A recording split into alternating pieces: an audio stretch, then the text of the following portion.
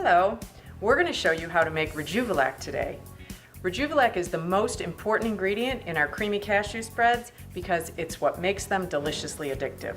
Plus, it's full of probiotics and enzymes for a healthy gut. So you'll need a 1-quart canning jar, a sprouting lid, a regular lid, your quinoa, we like Viva Naturals Royal Quinoa, and filtered water. Okay, so I measured a half a cup of quinoa into my jar and I'm going to cover it with water. And give it a little swirl to make sure that all the quinoa is thoroughly wet, and put on your sprouting lid. Allow it to sit for about 3 hours, a minimum of 3 hours, up to about 8 hours. Then you need to strain the water off after it is soaked. This is a very important step, and you need to make sure that you get as much of the water out as you possibly can. Don't shortcut on this. And if you do this step late at night, the straining, then you will have sprouted quinoa in the morning.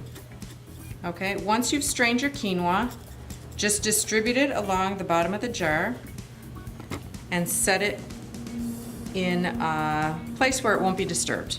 The trick is to start this process later in the day, so you can just let it set overnight and you will have sprouted quinoa in the morning. No need to rinse and strain multiple times. Okay, so at this point you remove your sprouting lid and you will take your filtered water and fill the jar, covering the quinoa completely. You can leave a little bit of room at the top, and take your regular lid and place it on the jar and let it sit for about 24 hours.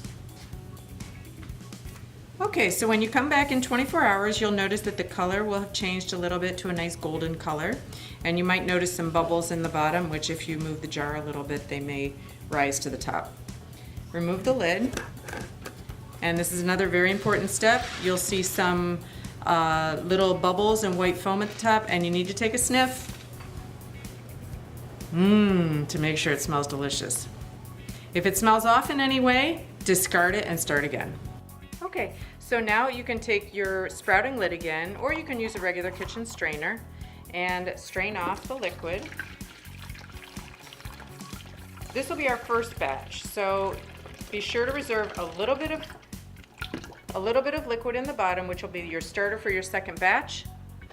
Remove the lid, fill your jar up with water again, replace it with a regular lid, and you get a second batch of rejuvelac. The second batch you can allow to sit for 24 to 36 hours. Thanks for watching.